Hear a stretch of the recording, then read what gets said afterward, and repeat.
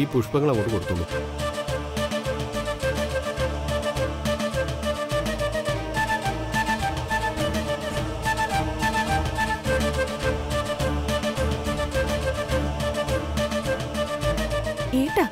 ഏട്ടൻ ഇതെന്ത് പറ്റി?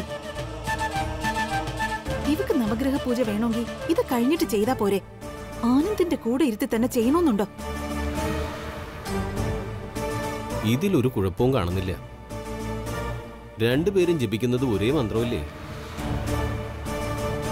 പല സ്ഥലങ്ങളിലും ഒത്തിരി പേർ ഒരുമിച്ചാണ് ഈ നവഗ്രഹ പൂജയിൽ പങ്കെടുക്കാറ്.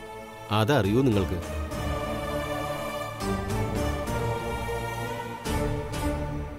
നീ ഇവിടെയും തുടങ്ങി. നിനക്കെന്താ ഇവിടെ പ്രശ്നം? വെറുതെ ആവശ്യമില്ലാത്തടത്തൊന്നും കയറി അഭിപ്രായം പറയാൻ നിൽക്കണ്ട. മനസ്സിലായല്ലോ? അങ്ങോട്ട് പോയി നിൽക്ക്. ആ ചെല്ല്.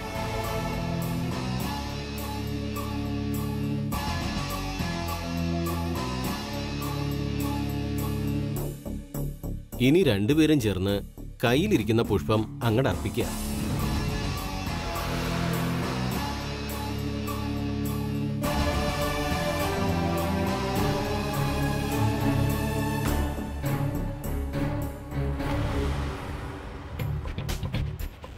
എങ്ങനെയെങ്കിലും ഈ നശിച്ചവളുടെ നവഗ്രഹ പൂജ മുടക്കാൻ നോക്കിയപ്പോ അവളെ ആനന്ദിനൊപ്പം ഇരുത്തി പൂജ ചെയ്യിക്കുന്നു.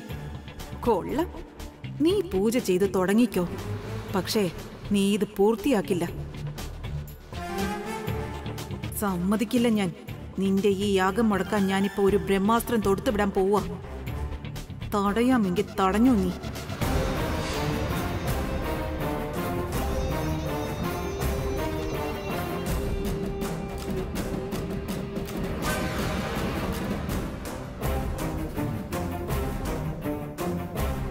Anti, anti, നിക്കവിടെ.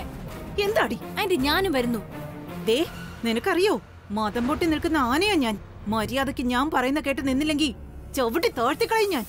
നീ പോയി ആ പൂജ നടക്കുന്നിടത്ത് പോയി നിൽക്ക്. പോടി.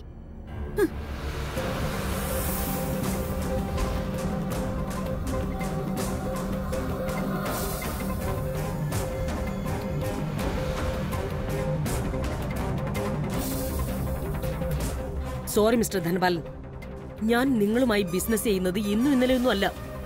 ഇത്ര നാളും ഇല്ലാതെ പെട്ടെന്ന് ഇങ്ങനെ പോളിസി മാറ്റണമെന്ന് പറഞ്ഞാൽ എനിക്ക് ബുദ്ധിമുട്ടാണ്.